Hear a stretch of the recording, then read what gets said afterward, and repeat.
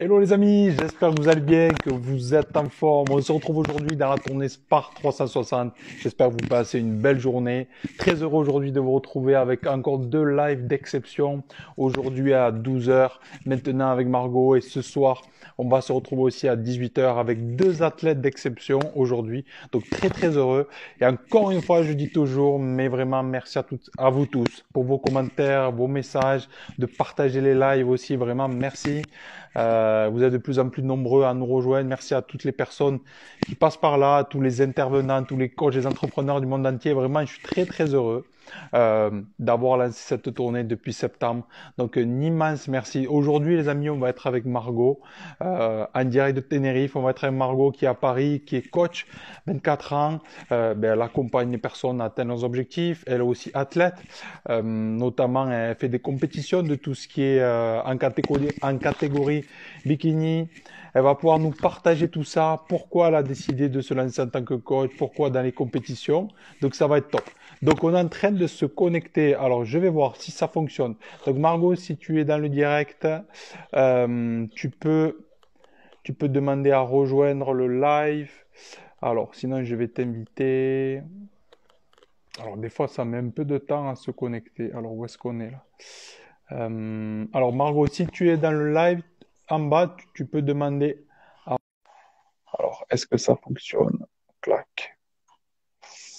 Alors, 2 minutes, les amis, des fois, ça met un peu de temps à se connecter. Ah, ça y est, ça se connecte. Salut Margot, Salut, comment tu vas? ça va super et toi? Ça va. Tu m'entends bien? Ça va Ouais, la qualité? ouais, nickel. Super, nickel. Alors, impeccable, c'est en train de se connecter. Comment ça va? Tu es en forme?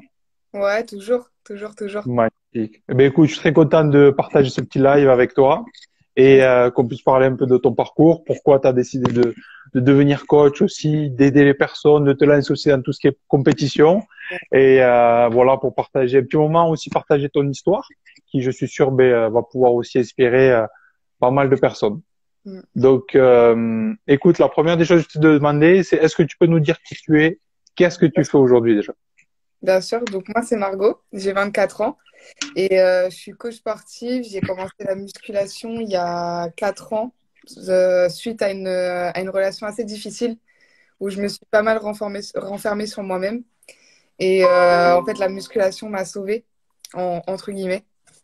Ça m'a permis de reprendre vraiment confiance en moi, de reprendre la vie, en fait, comme quoi la vie est belle, en fait, tout simplement, parce que j'étais vraiment pas bien suite à cette relation. Et au bout de 2 ans et demi de musculation à peu près, donc j'ai retrouvé un corps qui me plaisait réellement, dans lequel je me sentais bien. J'ai repris confiance en moi. Et à partir de ce moment-là, je me suis dit pourquoi pas devenir coach sportive, sachant que j'adorais la musculation, enfin j'adore toujours. Je suis vraiment passionnée par ce sport et j'avais de plus en plus de demandes d'aide en fait. Finalement, les personnes demandaient de plus en plus et j'adorais les conseiller, j'adorais leur donner des explications, les aider en fait dans leur pratique et qu'après ils se sentent encore mieux, qu'ils se sentent fiers d'eux. Et du coup, j'ai arrêté mon BTS. Donc, ça faisait 3 ans que j'étais dedans et il me restait quelques mois. J'ai passé mon examen, mais Hmm. sans plus, quoi. J'y allais pour être présente, mais c'est tout. Et du coup, après, j'ai arrêté. Je voulais prendre une petite pause pour moi, pour me recentrer sur moi-même pendant 3-4 mois à peu près. Et en fait, en m'entraînant à Fitness Park de Bretigny, je vois qu'il y en a qui sont connectés de Bretigny. En m'entraînant là-bas, le manager en fait m'a repéré et savait que je voulais devenir coach sportive. Et en fait, il m'a demandé tout de suite si je voulais me lancer maintenant. Et Hmm. ils me prennent en tant que stagiaire dans la salle. Donc, bien sûr, j'ai accepté tout de suite. J'ai dit avec plaisir. Du coup, je me suis lancée. Et en fait, pendant mon BPGEPS, j'ai commencé à regarder un petit peu les compétitions, à m'informer, à vraiment suivre les personnes qui faisaient de la compétition. Et j'ai adoré. Je trouvais ça magnifique, je trouvais ça incroyable, le travail qu'il y avait derrière et tout. Et du coup, après mon BPGEPS, dès que je l'ai obtenu, je me suis lancée avec donc Florent d'Horizon, pour ceux qui le connaissent. Et un physique juste étonnant, parce qu'on s'y attendait pas du tout. Et non, on a vraiment bien travaillé. J'ai tenu jusqu'au bout. C'était encore plus ouf que ce que je pensais, que ce que je suivais Hmm. pendant un an. Quand je l'ai vécu, c'était incroyable. On pouvait me dire ce qu'on voulait. Arrête, t'es trop mec, t'es trop sec. Non. Ça rentrait par là, ça sortait par là. Clairement, je m'en foutais. Et je continuais jusqu'au bout. Et j'ai passé l'un de mes meilleurs moments de ma vie sur scène. Vraiment, c'était incroyable. C'est court, mais incroyable. Et aujourd'hui, bah, ce que j'aimerais cette année, surtout, c'est obtenir la carte pro en tant que bikini. Et bien sûr, continuer à développer mes coachings, à me former, vraiment développer un peu tout ce monde-là du côté sportif et aider un maximum. Hmm. Ah, magnifique. Ben, super. Ben, félicitations à toi vraiment pour ce parcours, d'avoir osé aussi te lancer dans de sacrés défis comme ça. Et on va revenir sur ça. Est-ce que quand tu étais jeune, Margot, tu étais quelqu'un de sportif ou pas? Pas du tout, pas du tout au collège. Je faisais tout pour être arrêtée, pour pas faire de sport. Au lycée, bah bizarrement, au lycée, c'est que quand il y a eu la période de musculation où j'étais toujours présente. Sinon, quand il y avait des courses, du foot ou des choses comme ça, Margot, elle était plus là, hein. Elle était plus là du tout. Non, j'ai jamais été vraiment très sportive. J'ai fait de la danse, j'ai fait de l'athlétisme et tout, mais sans plus, quoi. C'était pas vraiment ma passion, j'aimais pas trop. Et puis, la muscu est arrivée. Hmm. Excellent. Et du coup, qu'est-ce qui fait que tu vas aller dans une salle de sport? C'est quoi le déclic où tu te dis, ben maintenant, il faut que je reprenne soin de moi ou il faut que je fasse quelque chose? Alors, pour expliquer, en fait, quand j'étais dans la relation, donc à 4 ans et demi de ça, je pouvais rien faire. J'étais totalement cloisonnée, emprisonnée, en fait, avec lui. Et du coup, moi, je m'aimais pas. J'aimais pas mon corps, je me trouvais Hmm. pas bien du tout pour être soft. Parce que je pensais pire que ça de moi. Et en fait, vu que je pouvais pas aller en salle de sport avec lui, j'ai commencé à la maison, tranquillement. Je commençais avec 15-20 minutes un soir sur deux. Au fur et à mesure, j'ai commencé à faire un peu plus pour finir à peu près 45 minutes par jour chez moi. Et en fait, du coup, quand j'ai eu le courage de quitter et de revenir sur moi, en fait, me recentrer sur moi et être bien dans ma vie, en fait, parce qu'avec lui, c'était pas le cas. Quand j'ai décidé de le quitter, c'est là où j'ai foncé en salle de sport. Je l'ai quitté 2 semaines après, j'étais déjà inscrite en salle de sport. Et en fait, c'est en regardant Instagram, je vais pas mentir, hein, c'est Instagram qui m'a donné envie d'aller en salle, clairement. Et non, vraiment, ça, j'en pouvais plus de faire à la maison, j'avais l'impression de pas progresser, c'était sans plus, quoi, il n'y avait pas vraiment d'intensité. En plus, j'avais pas énormément de matériel. J'avais des élastiques et des petits haltères de 2 kilos, donc bon, j'allais pas très loin. Et en fait, dès que j'ai eu le courage de quitter, j'ai foncé en salle de sport. Et alors là, ma deuxième maison est arrivée. Welcome. Magnifique, magnifique, Margot. On va revenir sur ça. La première question, c'est qu'est-ce qui t'a donné la force de quitter cette relation quelque part toxique? En vrai, il m'a fallu 6 mois pour le quitter. 6 mois où j'y réfléchissais, 6 mois où je me posais beaucoup de questions sur moi, sur lui, sur nous deux. J'en ai parlé énormément à ma mère parce que au départ, j'étais pas trop dans. Enfin, je parle pas beaucoup de ces choses-là avec ma mère, mais là, j'en avais besoin. J'en avais vraiment besoin. Et en fait, j'ai demandé, j'ai posé cette question, je lui ai dit comment t'as su que papa c'était l'homme de ta vie en fait? Et que c'était lui, et que c'était avec lui que t'allais te marier, aujourd'hui ils sont toujours ensemble. Et en fait, elle m'a dit, je pourrais pas te l'expliquer, je l'ai su en fait. Dès qu'on s'est mis ensemble, je l'ai su. Et en fait, quand elle m'a dit ça, je me suis rendu compte que lui, c'était pas du tout l'homme de ma vie. Loin de là. Et en fait, il y a eu, pendant 6 mois, hein, ça a pris du temps, ça a pris plusieurs mois, plusieurs semaines et tout. En fait, je remarquais plein de choses. Je remarquais plein de choses qui n'étaient pas normales, que c'était pas du tout normal, que j'étais pas censée accepter et que j'acceptais. Voilà. Et je me rendais compte de comment j'étais devenue à cause de cette relation.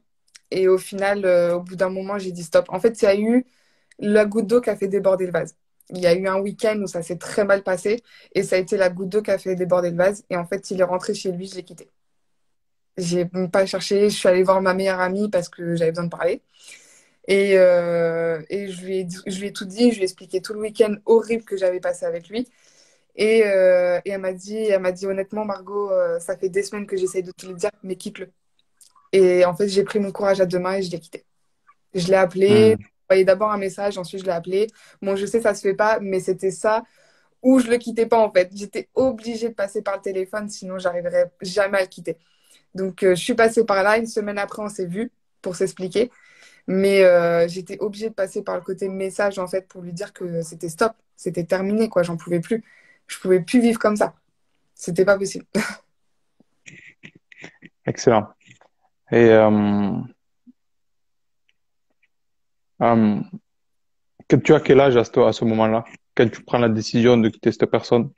J'avais 20 ans, il me semble. J'avais 20 ans, je suis restée 3 ans avec lui, 2 ans, 2 ans et demi. Ouais, oui, à peu près. Oui, ça devait être ça. 2 ans et demi à peu près. Et ça a été, allez, on va dire 1 an exceptionnel. Vraiment, voilà, je suis tombée amoureuse hein, pendant la première année, voilà, forcément. Et après, le naturel a repris le dessus sur lui. Et en fait, il m'a montré la vraie personne qu'il était. Donc, une personne pas bienveillante du tout, du tout, du tout. Et en fait, pendant 2 ans et demi, je m'en rendais pas compte, mais il me rabaissait énormément. Donc, plus bactère, quoi. Et il m'enfonçait énormément. Donc, j'ai perdu énormément confiance en moi. Donc, c'est vraiment la musculation qui m'a permis de reprendre confiance en moi, de me réaffirmer. Aujourd'hui, bon, je peux pas dire que j'ai 100% confiance en moi, mais on va dire bien 80%, tu vois. Et c'est vraiment grâce à la musculation. C'est vraiment ça qui m'a aidée. Ça a eu un long chemin parce que entre 20 et 24 ans, il y a eu du temps. Mais c'est vraiment la musculation qui m'a permis de vraiment reprendre confiance en moi et aujourd'hui m'affirmer en tant que coach, mais aussi en tant que personne. Hmm. Super. Ben, félicitations à toi. Et qu'est-ce que tu, après on va passer à autre chose, mais qu'est-ce que tu retiens, parce que tu es jeune, tu as 24 ans, qu'est-ce que tu retiens de cette relation pour toi? Comment tu vois ça aujourd'hui? Aujourd'hui, alors ça m'a permis de voir ce que je ne voulais pas avec que ça soit en couple ou avec mes amis ou avec mon entourage tout simplement. Ça m'a permis de voir toutes les choses toxiques que je ne voulais pas avoir autour de moi et que je voulais que de la good vibes et positive attitude, tout ça. Et ça m'a permis aussi de savoir qu'est-ce que je valais réellement. Parce que j'étais jeune quand je me suis mis avec, je me connaissais pas encore vraiment. Et aujourd'hui, bah, maintenant, je me connais. Je sais qui je suis, je sais ce que je vaux. Et c'est grâce à cette relation, parce que j'en retire aussi du positif. Hein. Il m'a fait vraiment grandir et tout. Il m'a fait mûrir, il m'a fait grandir, parce qu'il était un peu plus âgé que moi. Mais vraiment, ce que j'ai retenu de cette relation, c'est les valeurs que j'ai, vraiment. Et que je me laisserai plus marcher dessus. Et que, bien sûr, je sais ce que je veux et ce que je ne veux pas dans une relation, que ce soit amicale ou en couple. Donc voilà. Hmm. Excellent, excellent. Je vois que ça a bien cheminé. Oui. Magnifique. Tu as bien alchimisé ton histoire. Super. Bravo. Super message pour des personnes aussi qui verront ça. C'est quoi le thème du live? Alors, il n'y a pas vraiment de thème. C'est des personnes que j'invite dans cette tournée qui partagent un peu leur histoire et comment ils ont fait pour en arriver là. Voilà, qui partagent aussi ce qu'elles ont envie de partager pour redonner de l'inspiration, force, courage. Et Margot, donc, qui est aujourd'hui coach sportif, une athlète et qui nous partage son histoire inspirante. Et donc, tout à l'heure, tu as parlé de musculation. Tu as dit, ça m'a permis de reprendre confiance en moi, etc., petit à petit. Qu'est-ce qui fait que la musculation peut permettre de prendre confiance pour les gens qui ne connaissent pas? Alors, honnêtement, ça va dépendre de chaque personne, bien sûr. Mais moi, personnellement, c'est déjà d'avoir un corps qui me miroir. Déjà, ça a fait le plus gros du travail, on va dire. Et c'est surtout que, en fait, avec la musculation, on est capable et on se rend pas compte, en fait, on croit qu'on n'est pas capable de soulever certaines charges, d'aller vers les hommes, de prendre des haltères, voilà, de se donner, en fait, de se donner à fond. On pense qu'on n'en est pas capable, alors qu'en fait, on est capable de tout avec un petit peu de travail. Et ça m'a vraiment aidé sur ma confiance en moi. Parce que déjà, d'avoir un corps qui me plaisait dans le miroir, mais en plus de ça, de me rendre compte que je pouvais pousser des 80 kilos au squat, à la presse, pousser des 150 kilos, enfin, chose que Mhm. jamais j'aurais imaginé en fait avant. Et la musculation, ça m'a vraiment permis de voir les capacités que je pouvais avoir, que ce soit en musculation ou dans la vie de tous les jours, et surtout de me plaire moi-même et d'aimer mon corps. Mhm. Excellent, Margot. Donc, ce que tu dis, c'est que le sport, notamment la musculation, mais quand on s'entraîne à peu près correctement, qu'on mange à peu près correctement, ça Ouais, t'a donné des résultats physiques et que aussi ces résultats physiques t'ont permis de mieux te sentir dans ton corps, dans ouais, ta tête et aussi que tu t'es prouvé à toi-même que tu es capable de pousser certaines charges, de te dépasser en fait. ouais, ouais, ouais, Hmm. c'est ça. Excellent, excellent. Et moi, je prends souvent je dis toujours, la confiance, en fait, c'est comme un biceps.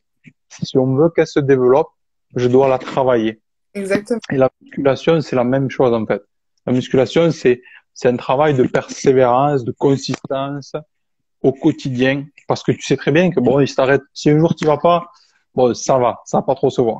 Ah, Mais si tu fais, commence à louper 3 jours, 4 jours, une semaine, tu sais très bien que ton niveau de confiance, ton niveau de bien-être intérieur n'est pas du tout le même. Et ouais, c'est exactement la même chose et c'est pour ça que j'adore ce sport aussi.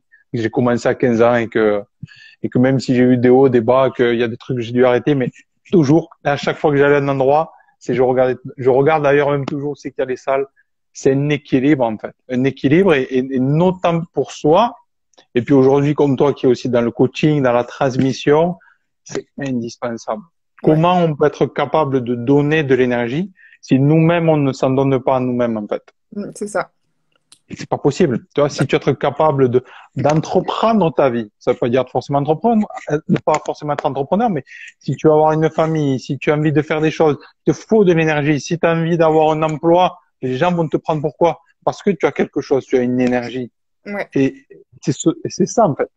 Et aujourd'hui, si tu avais 3 conseils que tu aimerais partager, peut-être dans la Margot il y a quelques années où elle avait 16 ans, 17 ans, 18 ans, ou peut-être une période un peu de transition, d'apprentissage dans ta vie, s'il y a des personnes qui se reconnaissent à travers ton parcours, quels sont les 3 conseils que tu aimerais leur apporter justement pour mieux être, pour réussir quelque part?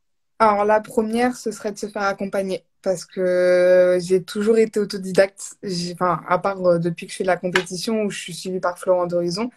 Mais sinon, j'ai toujours fait par moi-même. Et la chance que j'ai eue, c'est que je me suis tout de suite informée. J'ai tout de suite appris, j'ai ouvert des bouquins, j'ai regardé YouTube. Enfin, vraiment, j'ai appris tout de suite. Mais c'est pas ce que tout le monde fait. Hmm. Généralement, pardon, les personnes, elles vont en salle de sport sans forcément s'informer ou autre, et elles font toutes seules. Sauf qu'elles font beaucoup d'erreurs et perdent beaucoup de temps. Donc déjà, le premier conseil, c'est vraiment de se faire accompagner. Soit par un pote à eux qui s'y connaissent bien, ça fait un moment qu'ils sont dedans et voilà, ils te lancent dans la Hmm. musculation, faire aussi, hein. Soit par un professionnel, parce que ça évitera toute perte de temps, ça évitera les blessures, ça évitera énormément bah déjà d'abandonner, parce que finalement, quand on s'y connaît pas, on peut Hmm. abandonner. Parce qu'on pense qu'on n'est pas capable, que c'est trop dur, que ceci, que cela, alors que on en est capable. C'est juste qu'il faut les bonnes personnes autour de soi et que bah faut se faire accompagner pour apprendre en fait. C'est comme toute chose, ça prend en fait. Et là, bah il y a besoin d'être accompagné au début, au moins au début, histoire de connaître un petit peu les machines, comment s'entraîner. Comment y aller, comment organiser ses journées pour pouvoir faire son sport et sortir en fait tout le stress de la journée, par exemple. Donc, le premier, ouais, ce serait vraiment de se faire accompagner, c'est hyper important. Après, de croire en vous, vraiment croire en vous, parce que franchement, on est tellement capable de plus que ce qu'on croit. C'est ça, je le vois à travers mes coachings, à travers moi-même mon expérience, mais surtout à travers mes coachings. Des fois, tu vois une personne totalement lambda, tu te dis, mais qu'est-ce que je vais faire avec elle? Et au final, elle arrive sur les machines et elle est juste incroyable, quoi. Donc, vraiment, croyez en vous parce que vraiment, vous Hmm. avez la capacité pour faire beaucoup, beaucoup, beaucoup de choses, plus que vous le croyez. Et le dernier conseil que je pourrais donner, c'est de, même si c'est difficile, de supprimer les personnes toxiques de votre vie et vraiment de garder que les personnes qui vont vous élever vers le haut, qui vont vous encourager et pas vous dire non, mais ça sert à rien ce que tu fais, parce que ça aussi, je l'ai connu. Les personnes un peu, pas jalouses, mais un peu envieuses en fait, et qui vont te dire que ça sert à rien parce qu'elles veulent que tu restes à leur niveau. Sauf que non, non, non, non. Prenez des personnes positives autour de vous et qui va vous élever vers le haut, en fait. Qui va pas vous dire, bah non, fais pas ci, non, fais pas ça. Qui va vous encourager à le faire, au contraire. Même si, au fond d'elle, elle pense que tu vas te planter, c'est pas grave. Au moins, elle t'encourage et elle te pousse vers le haut. C'est trois choses, je pense, les plus importantes et qui m'auraient permis de gagner un petit peu plus de temps, je pense. Hmm. Très beau ce que tu as partagé. Merci à toi, Margot. Vraiment, vraiment, vraiment, merci. Super conseil. Et c'est surtout l'appliquer, parce que entendre, on entend, mais appliquer. Et Ouais, juste, pour moi, je vais rebondir au dernier que tu as partagé, l'entourage. L'entourage. Comme ouais, moi, l'entourage, pour moi, il est tout, en fait. Il est tout. Il est tout. Parce que il y a des personnes, on est tous, j'aime beaucoup, la dernière fois, j'ai fait un live avec un super coach, là, et qui disait, en fait, on est tous des champions, on est tous des champions du monde, en fait, quelque part. On a tous le potentiel d'être champion du monde. De quoi que ce soit. Ou champion de France, ou n'importe, d'être des champions, tu vois. Mais, ce qui va faire la différence, c'est quoi? C'est notre environnement, en fait, tu vois. ouais. C'est les personnes qui sont autour de nous. Si on a quelque part la chance ou qu'on se donne la chance, la possibilité de s'entourer de ces personnes-là, alors notre potentiel de réussite, de croissance, il est incroyable. Si Ouais. tous les jours tu t'entoures, que tu vas t'entraîner, comme tu disais, que tu es toujours avec des personnes qui ont se challenger, des objectifs, etc., ben, waouh, tu vas les regarder, tu te dis qu'ils sont incroyables. Et le pouvoir que ces gens-là ont sans parler sur toi, il est immense, immense. Et ça, c'est quelque chose que voilà, moi, c'est pareil, j'insisterai jamais assez. Donc ça, c'est un point. Mais le deuxième point, c'est comment on fait selon toi, ou qu'est-ce que toi tu fais pour, ben, du coup, qu'est-ce que tu as fait pour te dire, ben, ces personnes-là, peut-être qu'elles sont toxiques, mais peut-être que je vais m'en éloigner, ou que je vais arrêter cette relation, que je vais arrêter de les voir. Comment tu as fait pour ça? Alors, j'ai beaucoup analysé, dans le sens où je me disais, est-ce que enfin, déjà, savoir est-ce que tu te sens bien avec la personne. Déjà. Comment tu te sens quand tu es accompagné avec cette personne, quand cette personne te parle et quand tu es à côté de cette personne. Déjà. Hmm. Et j'ai eu quelques personnes où bah, je me sentais pas forcément à l'aise et pas forcément moi-même, en fait. À partir de ce moment-là, je me suis dit, OK, déjà, elle, next. Ensuite, j'ai vraiment essayé d'analyser dans le sens où qu'est-ce que cette personne m'apporte en fait. Est-ce que elle m'apporte du bien-être, des fous rires, de la joie? Est-ce qu'elle me soutient, elle me lance vers le haut? Ou est-ce que plutôt elle me rabaisse, elle me dit non, non, non, fais pas ci, fais plutôt ça, alors que pas forcément en fait. J'ai vraiment essayé d'analyser notre relation avec la personne. Après, je sais que des fois, c'est pas évident parce que des fois, c'est même des membres de notre famille qui sont comme ça. Moi-même, j'ai quelques membres de ma famille qui sont pas hyper positives, mais elles me font pas de mal non plus. Elles sont pas là à me rabaisser ou des choses comme ça. Donc, je les ai gardées parce que c'est ma famille et parce que bah, je les aime plus profond de mon cœur, hein. Mais c'est vrai que bah, des fois, j'évite un peu la conversation avec eux parce que je sais qu'ils sont pas forcément dans des good vibes, qu'ils vont pas forcément m'apporter de la positivité. Mais voilà, j'ai pas non plus coupé les points avec ces personnes-là parce qu'elles me font pas de mal non plus. Donc c'est vraiment ça, j'essaie vraiment de faire la part des choses. Il y a des personnes dans l'amitié, honnêtement, que tu me fasses du mal ou pas, si t'es pas dans la positive attitude, au revoir. On peut se côtoyer, se parler de temps en temps, mais ça se termine là, quoi, vraiment. Et non, j'essaie vraiment de garder autour de moi les personnes les plus positives. Et si, quand je suis avec une personne, je me sens pas forcément moi-même ou pas forcément très bien, c'est que cette personne ne me convient pas. Et que je peux pas rester amie ou proche de cette personne-là. C'est Pourquoi justement? Pardon Margot, pourquoi? Comment ça? Pourquoi tu peux pas rester avec ces gens qui sont pas comme toi, ou qui sont pas positifs, etc. Parce que ça me touche directement, en fait. Les personnes avec qui on traîne, ça va être leur façon de penser, entre guillemets, et leur énergie, ça va déteindre sur nous. Donc, si on traîne Hmm. avec des personnes qui sont négatives, on sera négatif. Donc, c'est hyper important d'être entouré des bonnes personnes qui vont apporter de la joie, de la bonne humeur, des good vibes et surtout du soutien, beaucoup de soutien pour notre vie de tous les jours, quoi. Ok. Merci beaucoup à toi d'avoir partagé ça. Et je t'ai posé cette question parce que c'est vrai que c'est quelque chose que, mais des fois, soit on ne voit pas au début. Et, ou alors des fois on le voit, mais des personnes se disent, ben, comment je fais en fait? Tu vois, comment Ouais. je fais? Il y a cette relation, c'est difficile, tout ça. Donc merci pour tout ce que tu as partagé. Une autre question par rapport au sport que j'ai envie de te poser, c'est donc tu es devenu coach sportif, tu as fait des compétitions, ok, dans tout ce qui est NPC, c'est ça, donc c'est tout ce qui est Ouais, compétition naturelle, ouais. c'est Oh. ça? Moi, Non? oui. Ah ouais, ok. Moi, oui. Mais non, C'est pas une ligue qui défend le naturel? Non, c'est pas ça? non. Non, En fait, ah, c'est c'est des pas ça. compétitions internationales, donc il y a de tout niveau. Ok, Et la plupart des filles sont. autant pour moi alors. Ça marche. Ok, je suis pas un expert là-dedans. Ouais. Mais donc tu fais les compétitions, d'accord. Qu'est-ce qui quelque chose qui revient et peut-être que toi aussi quand tu regardes Instagram, tu dis waouh, cette fille, ce gars, ils sont magnifiques, ils sont incroyables. Et la question que l'on peut se poser des fois, c'est se dire mais putain, mais comment elle fait? Comment elle fait? Comment il fait pour tous les jours aller se faire du mal, aller s'entraîner, se dépasser? Comment on fait en fait? Comment tu fais toi? J'ai eu beaucoup, beaucoup la question. Euh, sans compétition, honnêtement, ça va être la détermination et de garder les objectifs en tête. Vraiment ça et pas lâcher pour vraiment son bien-être à soi. Après, en compétition, honnêtement, euh, comment expliquer? Parce que vraiment, c'est tellement pas évident. Franchement, je ne saurais même pas dire qu'est-ce qui nous tient. Je pense que ça va être la passion. Ça va être vraiment l'envie de monter sur scène avec un physique de dingue et pas être ridicule sur scène surtout. Mais vraiment, je pense que c'est surtout la passion qui nous tient parce que c'est pas évident. C'est vraiment pas évident. Autant il y a des prépas qui se passent très très bien. Moi, ma dernière prépa, elle s'est très très bien passée. J'ai pas subi plus que ça.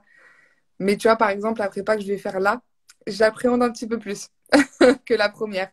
Parce que voilà, il y a des circonstances qui sont un peu différentes. Mais ouais, ce qui nous tient vraiment, ça va être la motivation, l'envie de monter sur scène, la passion.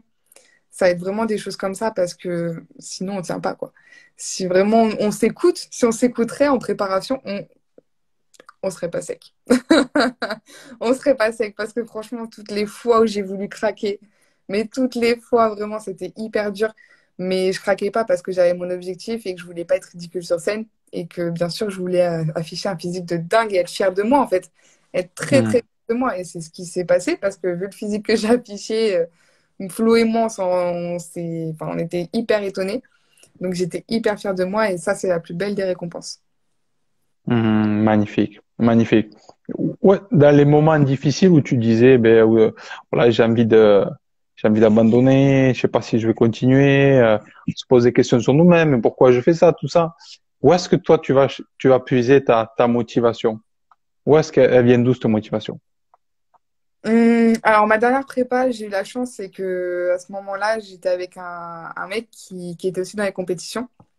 Donc j'étais en couple avec et en fait, on était tous les deux en prépa, donc on s'entraidait en fait énormément. Donc la première, j'ai eu la chance sur ouais, 2 mois et demi, de l'avoir auprès de moi et qui m'encourageait de fou. On s'encourageait mutuellement parce que lui, il est monté sur scène avant moi. Donc je l'ai encouragé sur scène et ensuite, il Hmm. m'a encouragé pour la suite de ma prépa. Donc vraiment là-dessus, j'ai eu beaucoup de chance. D'ailleurs, s'il écoute ce live, oui. Et, euh, et après, au final, ce qui nous fait tenir, ça va être vraiment. Bah, moi, ce que je faisais, c'est que je mettais en fond d'écran la personne que j'admire le plus dans le bodybuilding, qui est Lauralie Chaps. Ou alors, je mettais Alison Testu. Et en fait, c'était les deux personnes qui me motivaient de dingue. En fait, j'ouvrais mon téléphone le matin, je la voyais en fond d'écran, je me disais, OK, allez, vas-y, c'est parti. Ça me motivait vraiment beaucoup. Et les fois où je voulais craquer, soit je me penchais sur Instagram, j'allais voir mes Alison Testu ou des choses comme ça, j'allais les voir travailler en fait. Et ça me motivait, je me disais, meuf, t'as pas le droit de lâcher. T'as pas le droit de lâcher. Donc, du coup, je continuais derrière. Soit j'en parlais à mes proches, et mes proches qui m'ont énormément soutenue pendant cette période. Donc, au final, je leur en parlais. Ils me disaient, hop, hop, hop, tu nous fais chier suffisamment. Tu ne lâches pas. Donc, vraiment, ça a été l'entourage. Hmm. Euh, Mine de rien, on peut dire ce qu'on veut sur Instagram, mais en même temps, c'est ce qui m'a vachement aidé pour tenir aussi. Hmm. Yes. De ce que tu as partagé, c'est aussi très puissant le fait de voir constamment, régulièrement, ben, ce que tu veux quelque part. Ouais, OK? Et le fait, encore une fois, d'avoir un entourage, d'avoir un coach, d'avoir quelqu'un avec qui tu vis aussi qui te comprend, ouais. de pouvoir, si tu as besoin de parler par rapport à ça. Magnifique. Margot, quels sont tes objectifs aujourd'hui? Donc, ben, dans le fitness, dans tout ce qui est compétition, c'est quoi tes objectifs? Alors aujourd'hui, professionnellement, déjà, ce serait bah, développer encore plus les coachings, aider encore plus de personnes, surtout au niveau du coaching en ligne. Faire un petit peu moins de présentiel parce que malgré le prix coûteux que demandent les salles, en plus de ça, c'est très très fatigant le coaching en présentiel. Ça demande énormément d'énergie. Et c'est vrai que si je veux vivre un peu plus des compétitions, il va falloir que je me tourne un petit peu plus sur le coaching en ligne. Donc c'est ce que j'essaie de développer un peu plus pour être un petit peu moins en salle. Je vais toujours coacher en salle parce que c'est quand même ma passion et j'adore ça. Mais j'y serai un petit peu moins et plus sur du coaching en ligne. Donc, continuer à me former, continuer à développer ça et vraiment, vraiment, bah, surtout, continuer à me former. C'est surtout ça que là, j'aimerais 2022, c'est ma priorité, c'est me former. Hmm. Continuer à me former. Et personnellement, donc, continuer les compètes. Je repars normalement d'ici un mois à peu près en prépa, donc pour juillet, donc monter sur scène au mois de juillet. Donc, bah, déjà, choper la carte pro. Donc là, ça serait mon objectif de cette année, c'est vraiment choper la carte pro en tant que bikini. Et si jamais j'y arrive pas, bah, bosser 2 fois plus, charbonner 2 fois plus pour l'avoir en 2023 ou en fin d'année, à voir. Donc voilà, voilà. C'est vraiment développer les coachings en ligne surtout et choper Hmm. en 2022, ouais. J'aimerais. Excellent. Les deux vont de pair en plus. Ouais. Magnifique. Et qu'est-ce qu'il faut du coup pour entre guillemets avoir une carte pro? Pourquoi avoir une carte pro? Voilà. Partage-nous un peu ça parce que nous on connaît pas tout ça. Alors en fait, la carte pro, ça va permettre de pouvoir après monter sur scène avec les professionnels. Donc c'est un niveau encore plus au-dessus. Là, il y a les amateurs, les pros, ils sont, alors, ils sont vraiment plus au-dessus. C'est même si tu passes pro, il y a un travail énorme à faire parce que entre le physique d'amateur et le physique de pro, il y a mais un monde énorme entre les deux. Donc il faut vraiment vraiment bosser et je trouve que le physique des professionnels, mais il est magnifique. Il est juste magnifique. Et donc vraiment, j'ai vraiment envie d'atteindre ce niveau-là. Et bien sûr, par la suite, un peu plus tard, c'est monter sur la plus belle scène, donc la scène d'Olympia en fait. Ce serait vraiment mon rêve. Monter sur scène, je dis pas que voilà, je vais faire un classement ou quoi. Ce serait magnifique, hein, j'aimerais beaucoup, hein, mais bon, restons réalistes un petit peu quand même. Déjà, monter là-bas, c'est déjà un exploit. Donc déjà, c'est magnifique de monter là-bas. Et donc, c'est la carte pro qui va permettre de pouvoir monter sur scène. Ok. Sur... Excellent. Donc ça donne un droit de se présenter dans notre compétition, quelque part une élite. Et Ouais. qu'est-ce qui fait la différence selon toi aujourd'hui entre ben, des gens amateurs déjà que amateurs, bon, c'est même s'il n'y a rien d'amateur parce que c'est une préparation de sportif de haut niveau quand tu fais une préparation. Mais ce qui fait la différence entre des gens qui ont bon afficher entre guillemets concourir en élite et les autres qui restent amateurs, c'est quoi la différence selon toi? Le travail fourni sur le corps. Après, il y a des personnes, par exemple, il y a des bikinis, tu vois, elles ont un très beau physique, mais elles n'ont pas forcément la ligne. En fait, chaque catégorie, il y a une ligne à avoir. Et il y a des filles, elles sont très belles, mais elles n'ont pas forcément la ligne. Et ces filles-là, malheureusement, elles passeront jamais pro. Parce qu'il y a vraiment des critères hyper importants, comme par exemple en 2021, j'ai concouru à Olympia Italie avec les cheveux courts. Donc les cheveux comme ça. Et sauf qu'en fait, en bikini, il y a un critère très important, c'est d'avoir les cheveux longs. Donc en fait, j'ai été déclassée à cause de ça. Donc ouais, il y a plein de petits critères. J'en veux absolument pas, hein. J'étais hyper contente d'être montée sur scène, hein, donc je m'en foutais un peu, hein. Mais voilà, ils ont clairement dit à mon coach, si j'aurais eu les cheveux longs, j'aurais fait un bien meilleur classement. Donc, c'est plein de petits critères comme ça qu'il faut avoir. Sinon, ils te déclassent tout de suite. Et la ligne en fait partie. C'est-à-dire que si t'as pas assez de fessiers, si tu as des épaules trop larges ou trop de cuisses ou des choses comme ça, tu pourras jamais passer professionnel en bikini. Peut-être dans d'autres catégories, mais pas en bikini. Et donc, il y a Ça plein de marche. choses à prendre en critères je vais y arriver. Il y a plein de critères à en prendre en compte pour vraiment pouvoir avoir cette carte pro. Et en fait, il faut avoir vraiment être déjà la plus, la plus sec et la plus dessinée, la plus belle esthétiquement sur scène dans ta catégorie. Mais en plus de ça, il faut après battre aussi les autres filles dans les autres catégories, donc toujours en bikini, mais il y a plusieurs catégories, donc des catégories de taille.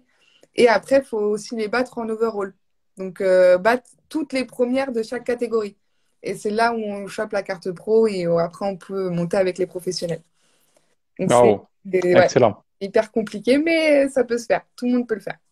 Yes, yes. Ben écoute, Margot, merci à toi pour tout ce que tu as partagé. C'était super intéressant. C'est sûr. Tu nous as partagé plein de choses de ta vie perso, de ta vie pro, tous tes projets. Donc merci beaucoup. Franchement, c'était très sympa, très heureux d'avoir fait ta connaissance. Avant de terminer, je pose toujours une dernière question. Ok, Dis-moi. Margot, on va se projeter dans 100 ans. Dans 100 ans, on va dire que tu as toujours l'énergie, tu as la patate. En tous les cas, il y a pas de quoi, comme tu fais tout pour. Et dans 100 ans, tu as réalisé tous tes rêves, tes projets les plus fous, etc. Tu es devenu une des meilleures dans tout ce que tu fais. Tout le monde te connaît. Voilà, c'est magnifique. Et avant de partir, on te dit merci. Et tu peux laisser qu'une seule phrase dans ce monde. Une seule phrase gravée avec ton nom, ton prénom. Qu'est-ce que tu aimerais laisser? Que tout est possible. Absolument, tout est possible si on se donne les moyens et que on lâche rien. Parce que rien n'est facile, ça c'est sûr, mais tout est possible. Hmm, magnifique. J'en dirais pas plus. Affaire à suivre. En tout cas, les amis, si vous avez kiffé ce live, ben, n'hésitez pas à partager. Vous pouvez envoyer des petits commentaires aussi à Margot. Vous pouvez s'abonner. Vous pouvez vous abonner à son compte. Je repartagerai ça. Ceux qui viennent d'arriver maintenant, j'ai vu qu'il y en arrivait maintenant. On va laisser le replay sur Instagram. Ça sera aussi partagé sur YouTube. Donc, il y aura aussi le compte de Margot si vous regardez sur YouTube aussi. Il n'y a pas de souci. N'hésitez pas à envoyer un petit message. Elle vous répondra avec plein d'énergie. Donc voilà. Mais merci beaucoup les amis qui sont passés par là. Merci à toi Margot. Et Merci. puis je te souhaite une belle journée Ouais. et à très bientôt. À bientôt. Salut. Oh, Merci. ciao, ciao. À bientôt.